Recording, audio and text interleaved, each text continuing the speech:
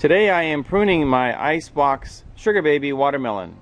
It's important to prune watermelon like any other plants in order to maximize the yield and the health of the plant. And here you can see I've got one that I've already pruned. Unlike other melons, watermelon do not have a specific determined length that the vine will grow and then you'll have a fruit.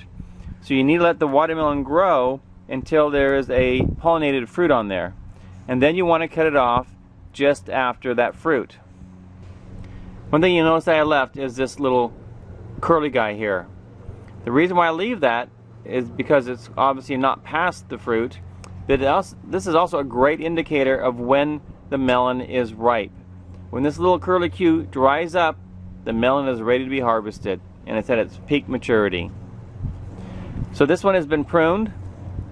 Let's take a look at one that hasn't been pruned. This vine comes all the way from the plant out here. We're probably looking at 2.5, 3 feet, maybe 3.5 feet. It had a fruit set here, but did not get pollinated, so that's going to be aborted. And then it's got another one right here.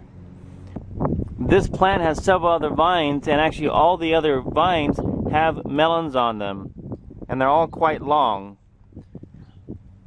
Here's a melon here, and that's probably 3 feet away from the plant, and then it's setting another melon here on a different vine here, but we already have a nice sized watermelon here. Then we've got this vine here. It goes all the way across the garden here, keeps on going, and here's another watermelon here, and then here's the end of the growing tip over here.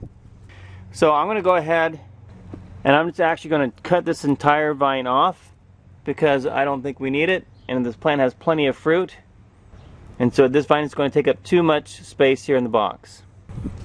Here's one of the other vines. Make sure I'm cutting the right end. There's the plant, come down past the melon, and then I'm going to cut this off. And you can see how long this was here. It wasn't very long, but it was putting on another melon. We'll have plenty of melons here, so I'm not worried about reducing my harvest by cutting these short. But I am going to increase the quality of the fruit and the health of the plant by doing this. Here's another vine coming out from the same plant, coming all the way down here.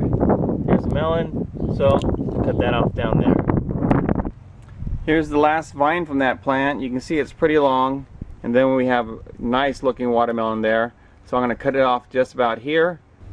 So I just cut that off, and now I'm just going to curl this around right here in the box and give that plant plenty of room to get light and water, and there we are. You notice how much more I'm getting out of such a small space. This is only an 18-inch wide box and it's 12 feet long, but I've got a lot of melons in here. This would take up hundreds and hundreds of square feet of garden space if I let them sprawl around on the ground. Now this is what I really like to see. Here's a good sized pollinated watermelon. It's only about a foot away from the base of the plant. And then here, about 6 inches further, is another watermelon. The tendency would be to let this one grow too. You can, but you'll jeopardize the size and the quality of both of these melons. So since Jacob Midlighter recommends only having 1 melon per vine, I'm just going to go ahead and cut that off. Because I know I'm not as smart as Jacob Midlighter. I have not been doing this for 50, 60 years. I haven't been to almost 30 countries.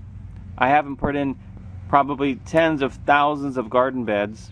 And so I'm going to sit on the shoulders of giants and use Jacob Midlighter's experience and recommendations. I think the results that I've experienced in the last 18 months indicate that taking his advice is a good move. Now on that same plant, I've got another long vine here, and then finally I've got some fruit. So I'm going to curl this around on the garden bed, cut off the end past the fruit, and I'll let this watermelon grow to the full measure of its creation. I know it may seem like I've cut a lot off, but let's just take a look at what we have in this 12-foot long, 18-inch wide box and see how much we can really produce here. Here we've got 1 melon, 2, 3, nothing on here yet, so I haven't pruned this at all. 4, 5, 6, there's 7, 8, 9, here's 10, 11, 12, 13, 14, 15, 16, 17. Nothing is growing on this one, so I haven't cut the growing tip off yet. 18, 19, 20, 21. So I have 20 or more watermelon growing in this one small area. That is high yield, high production gardening. This is exactly what I love about the mid-lattice gardening method. If you want to garden like your life depends on it, or if you don't have much space to garden, this is a great way to garden.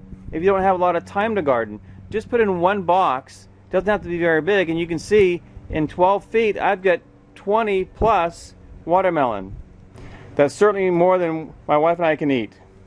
Following the 6 laws of plant growth, giving the plant all the light that it needs, proper watering, controlling the temperature, make sure the soil drains well so you have good soil air, giving the plants the proper nutrients, and controlling the competition, including too much competition from itself, you're going to guarantee a great garden.